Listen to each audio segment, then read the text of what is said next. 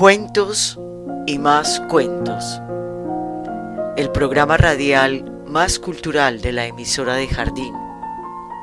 Cuentos y más cuentos. Margarita Yourcenar es una escritora belga. Nace en Bruselas en el año de 1903 y muere en 1987. A partir de 1947 se nacionaliza en Estados Unidos. Del libro de cuentos orientales vamos a leer El hombre que amó a las Nereidas. Las Nereidas, según la mitología griega, eran ninfas del mar. Simbolizaban lo bello, lo hermoso que hay en el mar y protegían a los marineros en los mares peligrosos. Estaba de pie, descalzo entre el polvo, el calor y los hedores del puerto, bajo el deteriorado toldo de un café donde unos cuantos clientes se habían desplomado en las sillas con la vana esperanza de protegerse del sol. Los pantalones viejos y rojizos apenas le llegaban a los tobillos, y el huesecillo puntiagudo, la arista del talón, las plantas largas y llenas de callosidades y escoriaduras, los dedos flexibles y táctiles, pertenecían a esa raza de pies inteligentes, acostumbrados al contacto del aire y del sol, endurecidos por las asperezas de las piedras que aún conservan en los países mediterráneos algo de la libre soltura del hombre desnudo en el hombre vestido. Pies ágiles, tan diferentes de los torpes soportes encerrados en los zapatos del norte. El azul desvaído de su camisa armonizaba con las tonalidades del cielo desteñido por la luz del verano. Sus hombros y omóplatos se vislumbraban por los rotos de la tela como descarnadas rocas. Tenía las orejas un poco alargadas y encuadraban oblicuamente su rostro a la manera de asas de un ánfora. Incontestables rastros de belleza veíanse todavía en su rostro macilento y ausente, como el aflorar en un terreno ingrato de una antigua estatua rota. Sus ojos de animal enfermo se escondían sin desconfianza tras unas pestañas tan largas como las que orlan los párpados de las mulas. Llevaba la mano derecha continuamente tendida, con el ademán obstinado e importuno de los ídolos arcaicos que hay en los museos y que parecen reclamar a los visitantes la limosna de su admiración, y unos balidos desarticulados escapaban de su boca abierta de par en par que dejaba ver unos dientes espléndidos. ¿Es sordomudo? Sordo no es. Jan Demetriadis, el propietario de las grandes fábricas de jabón de la isla, aprovechó un momento la desatención en que la mirada vaga del idiota se perdía del lado del mar, para dejar caer una dracma en las lisas baldosas. El ligero tintineo medio ahogado por la fina capa de arena no se perdió para el mendigo, quien recogió ávidamente la monedita de blanco metal y volvió de inmediato a su postura contemplativa y quejumbrosa, como una gaviota a orillas del muelle. No está sordo, repitió Jan Demetriadis, dejando ante él la taza medio llena de untuosos pozos negros. La palabra y el entendimiento le fueron arrebatados en tales condiciones que en algunas ocasiones hasta llegó a envidiarle. Yo, que soy un hombre razonable y rico, pues no encuentro a menudo en mi camino más que aburrimiento y vacío. Ese Panegiotis, así se llama, se quedó mudo a los 18 años por haber tropezado con las Nereidas desnudas. Una sonrisa tímida se dibujó en los labios de Panegiotis, que había oído pronunciar su nombre. No parecía entender el sentido de las palabras que decía aquel hombre tan importante, en quien él reconocía vagamente a un protector, pero el tono, ya que no las palabras mismas, le llegaba. Contento de saber que hablaban de él y pensando que tal vez convendría esperar de nuevo una limosna, avanzó la mano imperceptiblemente con el movimiento temeroso de un perro que roza con la pata la rodilla de su amo para que no se olvide de darle de comer.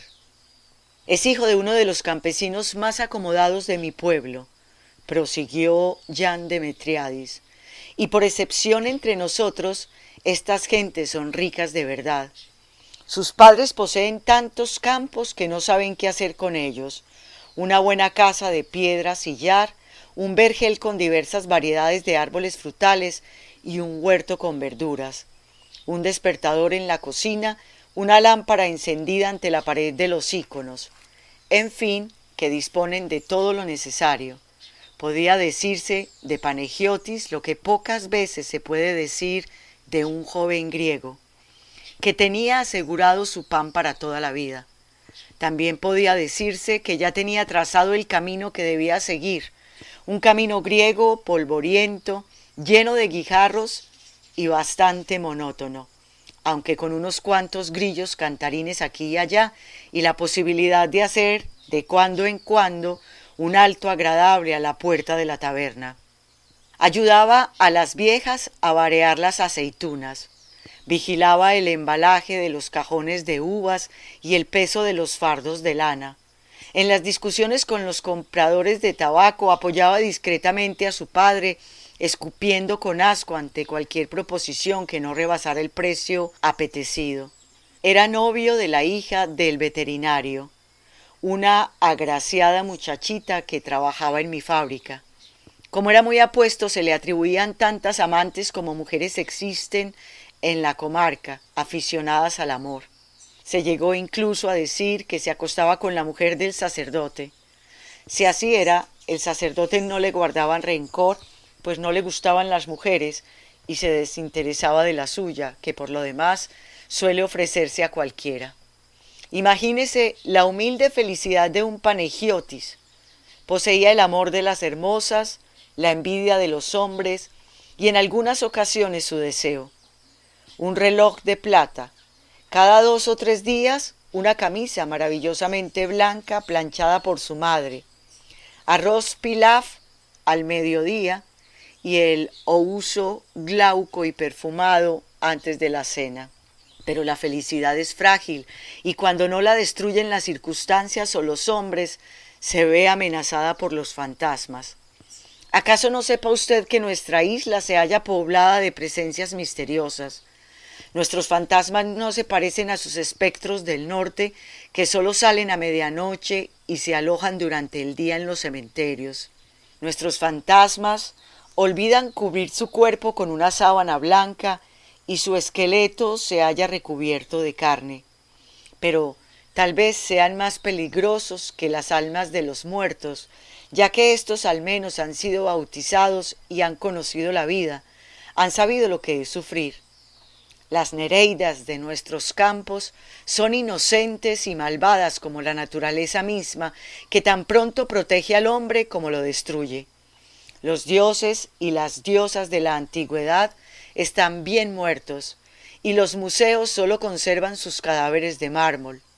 Nuestras ninfas se parecen más a las hadas de su país que a la imagen que de ellas tienen ustedes, según el modelo de Praxíteles. Pero nuestro pueblo cree en ellas y en sus poderes. Existen igual que la tierra, el agua y el peligroso sol. En ellas la luz del verano se hace carne, y por eso verlas dispensa vértigo y estupor. Solo salen a la hora trágica del mediodía, están como inmersas en el misterio de la luz del día. Si los campesinos atrancan la puerta de sus casas antes de echarse la siesta, es por ellas. Estas hadas auténticamente fatales son hermosas, van desnudas y son refrescantes y nefastas como el agua en que bebemos los gérmenes de la fiebre. Los que las vieron se consumen lentamente de languidez y de deseo. Los que tuvieron el atrevimiento de acercarse a ellas se quedan mudos para toda la vida, pues no deben revelarse al vulgo los secretos del amor. Pues bien, una mañana de julio, 2 corderos del padre de Panegiotis se pusieron a dar vueltas.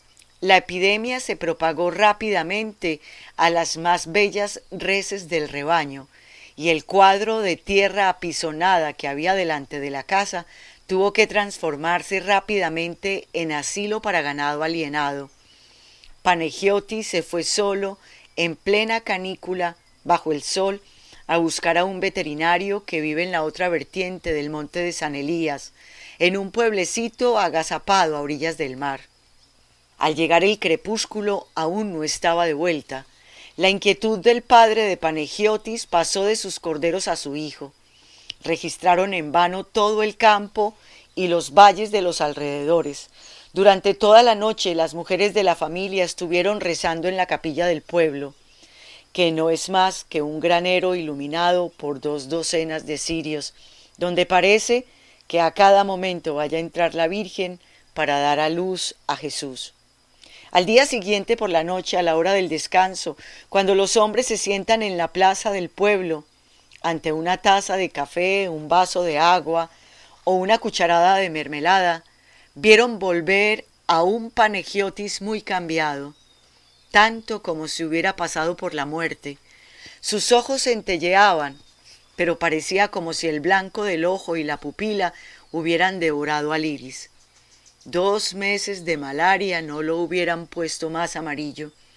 Una sonrisa un poco repugnante deformaba sus labios, de los que ya no salían palabras. No obstante, aún no estaba completamente mudo. Unas sílabas entrecortadas se le escapaban de la boca como los últimos gorgoteos de un manantial que muere. Las Nereidas, las señoras Nereidas, hermosas, desnudas.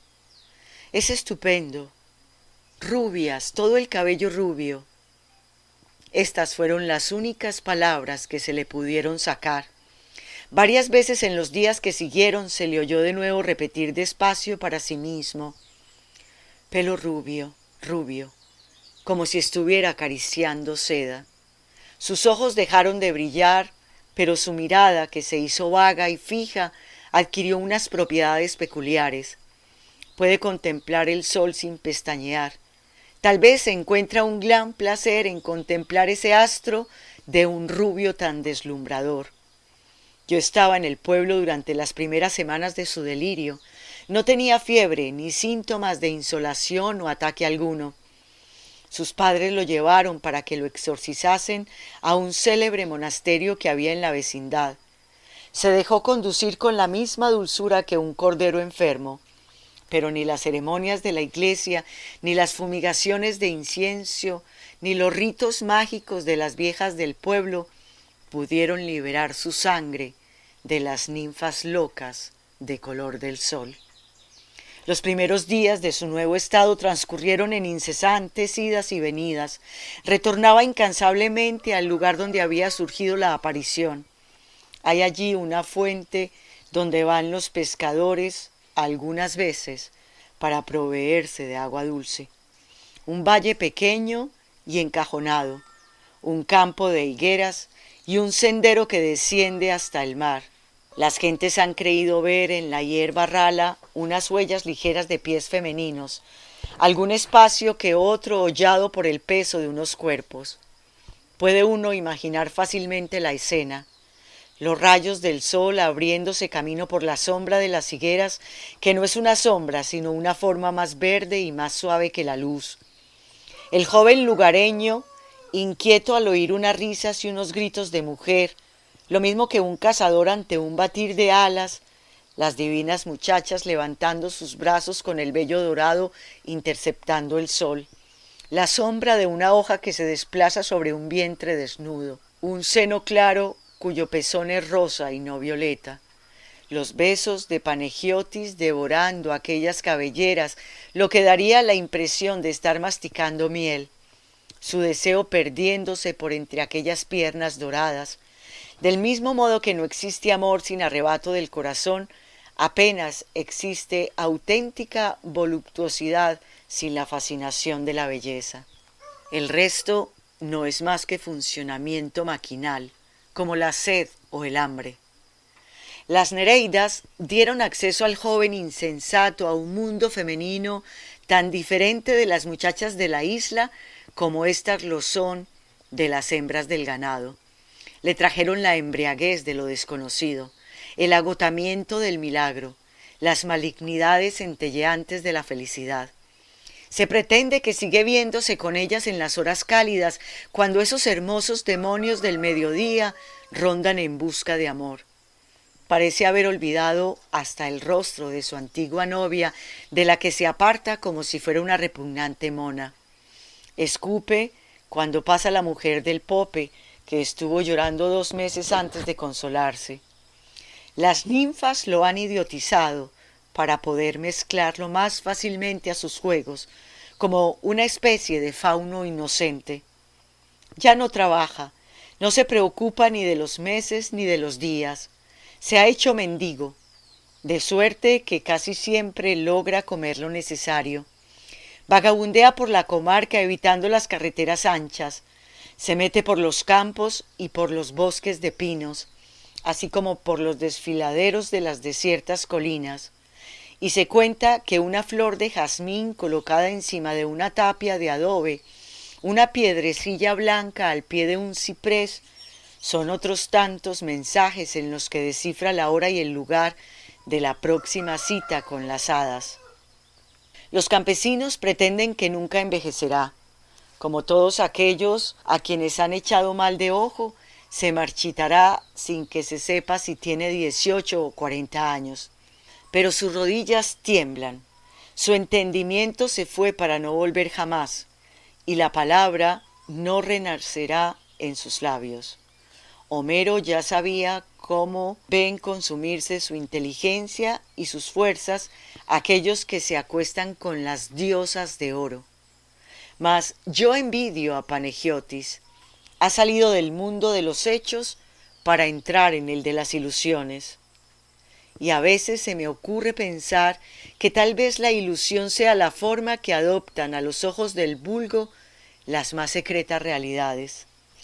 Pero vamos, Jan, dijo irritada la señora Demetriadis, ¿no creerás de verdad que Panegiotis se encontró con las Nereidas? Jan Demetriadis no contestó, ocupado como estaba en levantarse de su silla para devolver su altivo saludo a 3 extranjeras que pasaban por allí.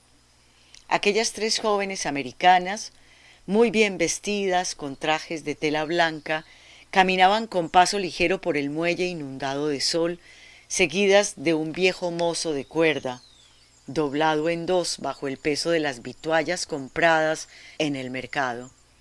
Y lo mismo que 3 niñas pequeñas al salir del colegio se cogían de la mano. Una de ellas no llevaba sombrero, sino unas briznas de mirto prendidas en su rojiza cabellera. La segunda llevaba un enorme sombrero mexicano, y la tercera gafas de sol con cristales ahumados para que la protegieran como si fuera una máscara. Aquellas 3 jóvenes se habían instalado en la isla, donde habían comprado una casa situada lejos de las carreteras importantes. Pescaban por las noches con un tridente a bordo de su barca y cazaban codornices en el otoño. No se hablaban con nadie y ellas mismas realizaban las tareas de la casa, por miedo a introducir una criada en la intimidad de su existencia. Se aislaban hurañas para evitar murmuraciones, prefiriendo tal vez las calumnias. Traté en vano de interceptar la mirada que echó Panegiotis a aquellas 3 diosas, pero sus ojos distraídos seguían vagos y sin luz. Era manifiesto que no reconocía a sus Nereidas vestidas de mujer. De repente se agachó con el movimiento ágil de un animal para recoger la dracma que había caído de nuestros bolsillos, y pude observar, entre el vasto pelo del chaquetón que llevaba al hombro, sujeto a sus tirantes, el único objeto que podía proporcionar una prueba imponderable a mi convicción. El hilo sedoso, el delgado hilo, el hilo perdido de un cabello rubio.